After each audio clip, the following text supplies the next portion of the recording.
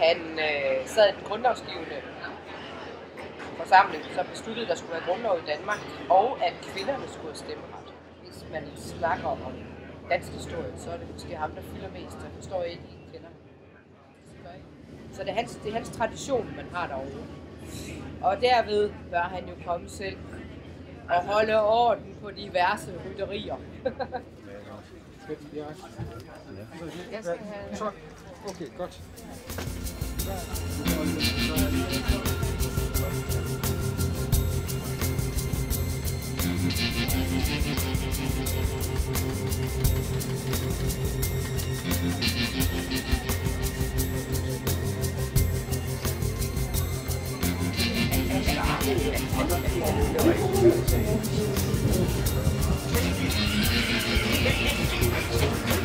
Så skal en bæredygtig bygning også indeholde fokus på energieffektivitet, men også termisk komfort.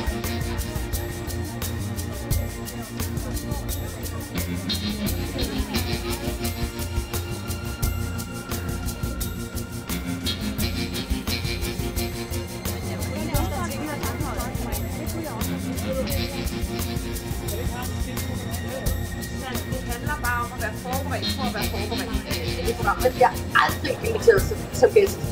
Og når jeg møder dem i forskellige sammenhænge, så kigger de simpelthen på mig, som om jeg var en 14-årig skole, der ikke aner noget om noget.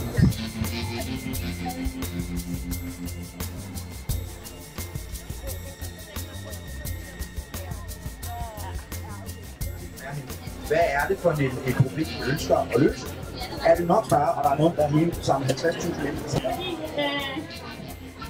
Fordi hvis jeg skulle sige noget, jeg drømmer om, så er det måske, at der kunne være et sted, for eksempel i København eller andre, hvor man går ind, og man ved ikke helt, hvad det er. Altså for mig er vildskab noget, der er i familie med det. Meget opvokset på Nørrebro og har været i lurende risiko for at havne i bandekriminalitet. Nu læser hans finansøkonomi og vil være revisor, og han er bare den sejeste alle i verden. Og grunden til, at han ved det, det er, fordi han mødte nogle mennesker, som på en eller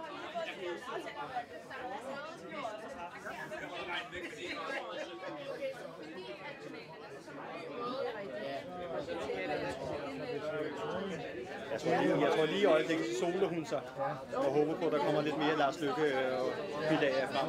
Der er altid et alternativ. Ja, det er lidt stift ud. Ja. Der er mange så laver vi det. Videreudvikling af den metode der, som vi er i gang med at give en evalueringstur, så vi kan blive bedre til næste runde. Så formålet er altså at præsentere konceptet for jer, og have en mulighed for at diskutere, hvad det har af perspektiver, og få noget feedback på, hvad man kunne gøre, som udvikler det fremadrettet.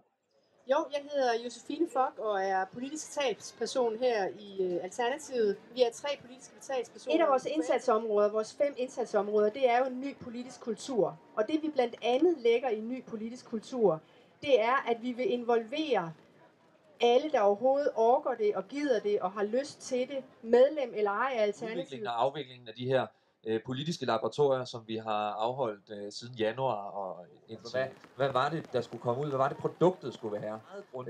Vi har ambitioner om at lave Danmarks grundigste partiprogram. Vi vil gerne lave noget, som var engagerende, fordi at, som Josefine siger, så bliver vi jo nødt til at have fat i befolkningen. Vi satte os ned og forsøgte at designe en proces for det her. Vi begge to. Det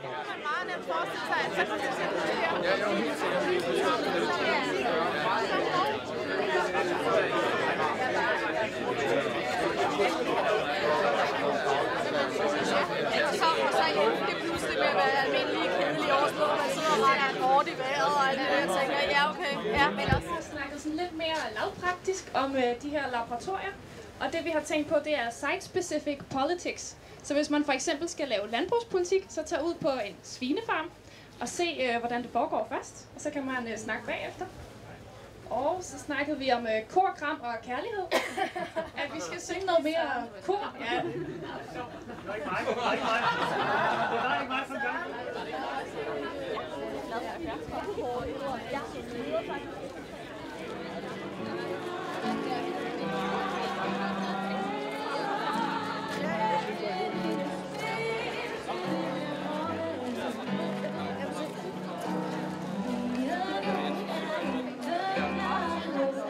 Jeg synes, man binder ufattelig mange ressourcer.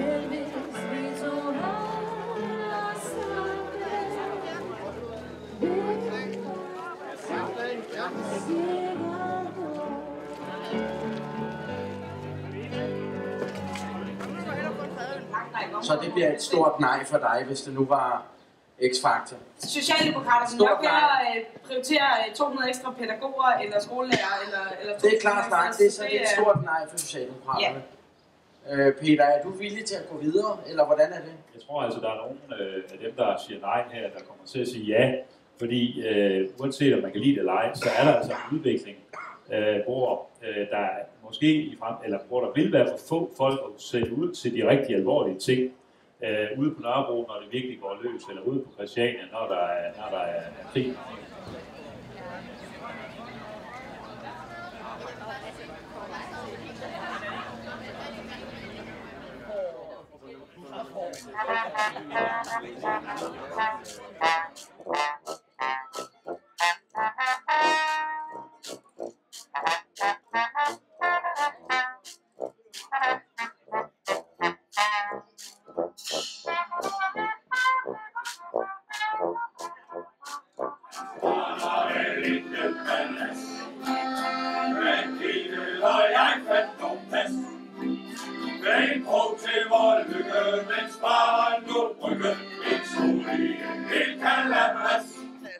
Helle og Lars kunne ikke finde ud af at samarbejde i dag, så Lars ligger på førstepladsen, Fadelsdværgen har klaret det igen.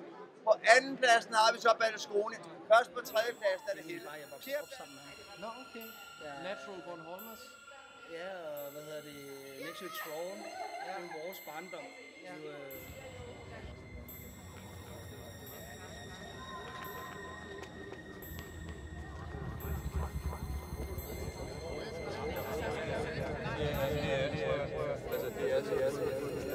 Skal jeg hente Ja. Jeg synes, det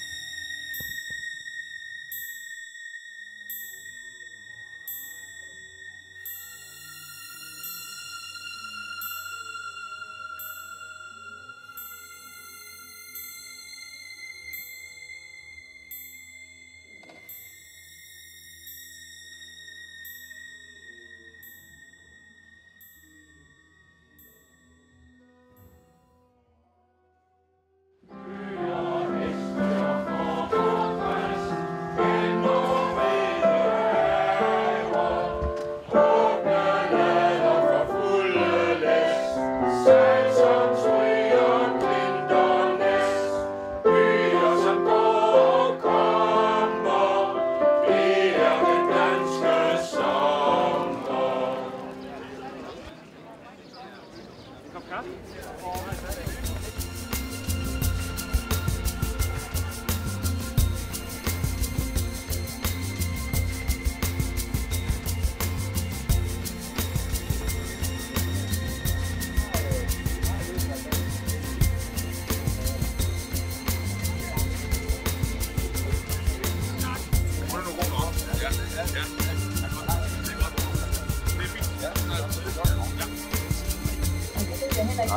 Nøgletal. Jeg ved, at du var rigtig glad for nøgletal siden sidste år, da jeg blev en politisk mission til det.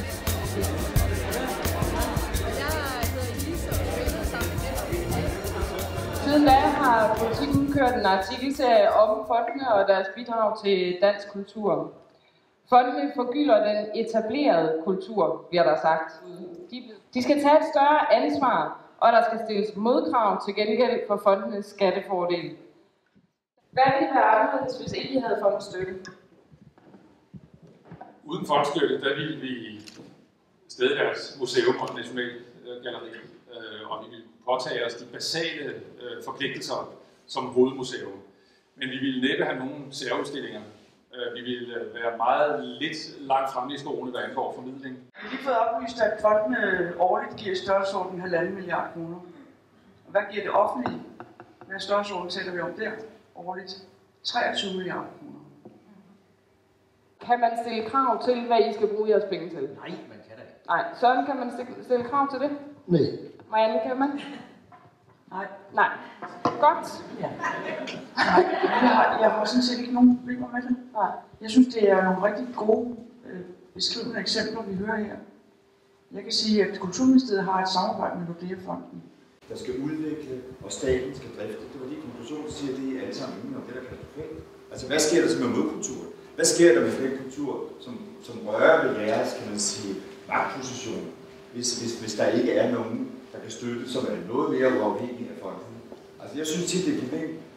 Men når det nu er fondsbestyrelsen er nu blevet samlet af en gruppe af mennesker, og når en gruppe af mennesker skal vedtage noget, så vil de aldrig nogensinde ansætte Pierre Manzoni til skidedåse. Fordi det kan simpelthen være kontroversielt. Så det store problem er, at fonden også fungerer som en slags mainstream-ting. Og det er der en katastrofe, hvis jeg er ingen idé. Altså, vi kan slet ikke, man kan tale om et demokratisk underskud i forhold til en organisation, som ikke er forpligtet på demokrati. Altså, det er noget med at være spilleværen, ja. Politisk mener vi, at det er ansvarligt overtræffer. Og den måde, vi kommer omkring det på, det er ved transparens. Og det er meget vigtigt at sige, at vi vil ikke være totalt gennemsigtige. I vores hus, der er alle muligheder, der er plads. Det får man skal kunne se.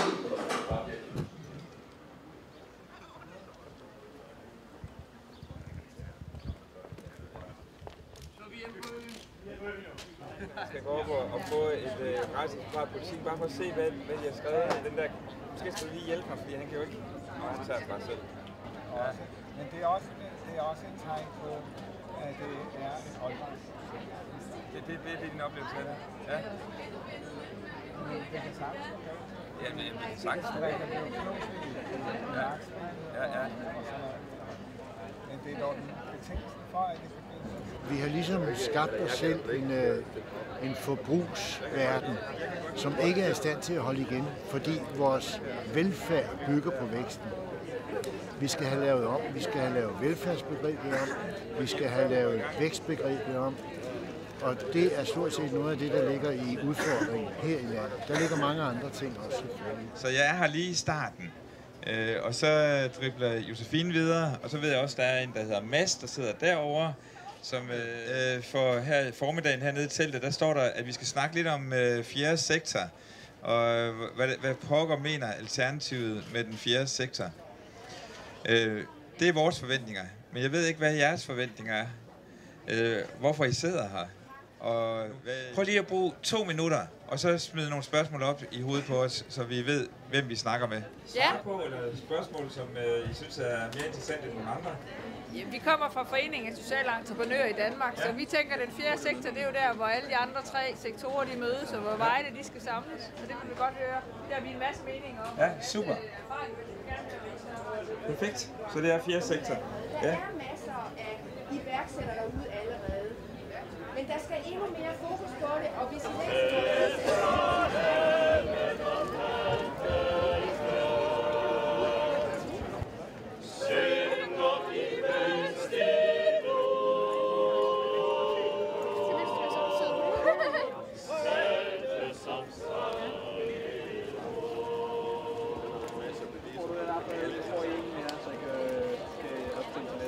Ja, det er fordi, at Uffe Elbæk har fødselsdag, jeg har lovet at give ham en underskrift. Det er rigtigt.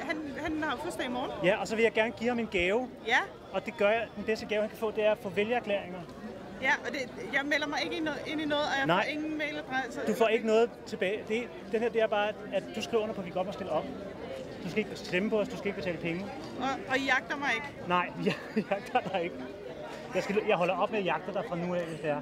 Jamen ved du hvad, så skal du også selv komme, fordi han kommer nemlig til den her lige om et øjeblik. Men det gør han da. Ja, det gør han da. Så skal du også stå stille. Jeg lægger ryg til meget, du. Ja. Er det håndtegnet? Ja. Det kan lige lære dig bagefter. Det kan jeg godt. Hvordan gør vi? Der, ikke? Så jeg har den der. Ja. Nej, jeg skal lige have dem heroppe. Sådan. Så er den der. Kan du se det? Ja. Den grønne streg. High five. Tak for det. Lige måde. Det er lidt det, jeg tænker. Jamen, jeg synes, det er dejligt at ligesom kunne gøre det fysisk. Altså ligesom hjælpe folk på det. Ligesom, så kan man lægge ryg til, og man kan gøre det med fingrene. Kroppen. Og det er den måde, man møder. Altså, man behøver ikke at tale. Altså, nogle gange så er det bare bevæge sig med det. Der var lidt angst på, ikke? Der var lidt... Altså, fordi der kommer altså de her forbehold, om kommer ind i en sekt, eller hvad er det? Og det er godt, når man står med sådan en grøn mand og tænker, bliver jeg også grøn? Eller, altså, smitter det? Jeg stiller op. Nej. Vi har et menukort. Kom så her med det. Så skal jeg få dem ind. Fantastisk. Et eller andet ind. Ja. Men det er sådan noget med CPR-nummer, det er ikke meget for det. Nå, det er der rigtig mange, der har. Er det? Ja, det kommer ikke om CPR-nummer. De låser dem inde, og så kommer de til folkeregister, og så kommer den tilbage til dig. Okay, og så skal jeg, hvad skal jeg så, når så skal vi have den igen. Det er det der dobbeltsystem. Der. Så laver vi den sådan der, ikke? Ja. Der, så mødes vi jo. Det ser også lidt frækt ud. Der er et eller andet galt med det også. Der er et eller andet helt galt med det der. Hvordan føles det? Det er næste skridt. Forkert. De løb fra dig. Ja, men jeg prøvede, at jeg ville hjælpe dem, men så blev de bange. Hvorfor er I grønne? Jamen, det er jo vores logo af den grønne streg.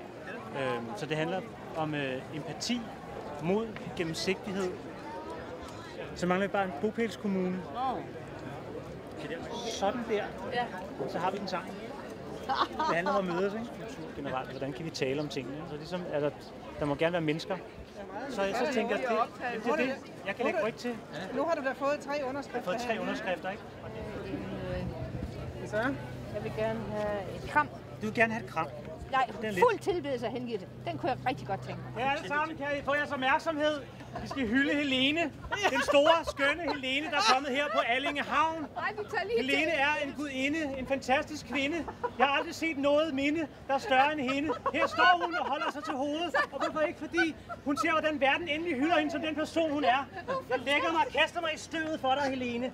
Jeg får lyst til at kysse dine fødder. Ja, det skulle du gøre. Ej, det er altså et billede værd. Det mener jeg virkelig. Ej, det er et billede værd. Ej, det bliver nødt til at gøre det er simpelthen så godt. En grøn mand. Og så kan vi jo lige... Jeg ser intet til at bare... Det er godt, du skal. Ja, jeg skal have bedre. Jeg øver mig også. Der har vi den, ikke? Og der har vi den. Så kan man lige lege med den der sammen. Grønne fingre. Ja.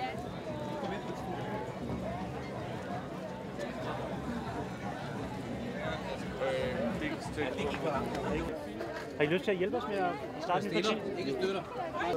Du går meget op i sådan noget demokrati. En anden gang. Ham der er den kloge. Der er den kloge. Hvor dukker en bedre farve? Det må være varmt.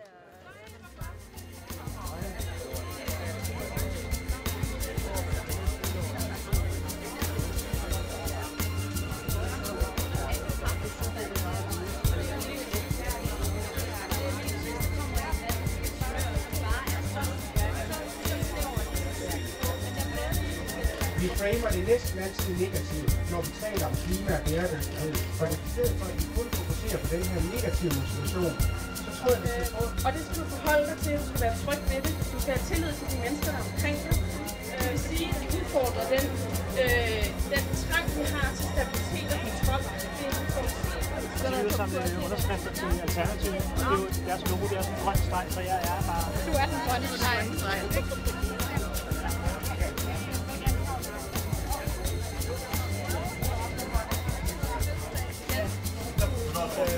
Der står en vej sådan.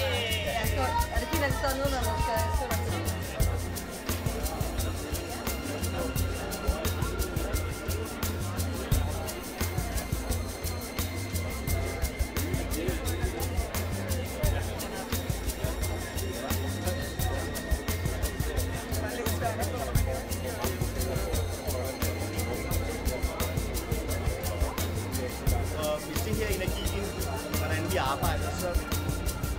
arbejder vi godt. Og vi arbejder rigtig godt sammen. Tusind tak, Bastian. Jeg har været meget rørt over at se, hvordan at vi har løst alt derovre. Og hvad man siger, vi har været. Tak. Skål! Skål!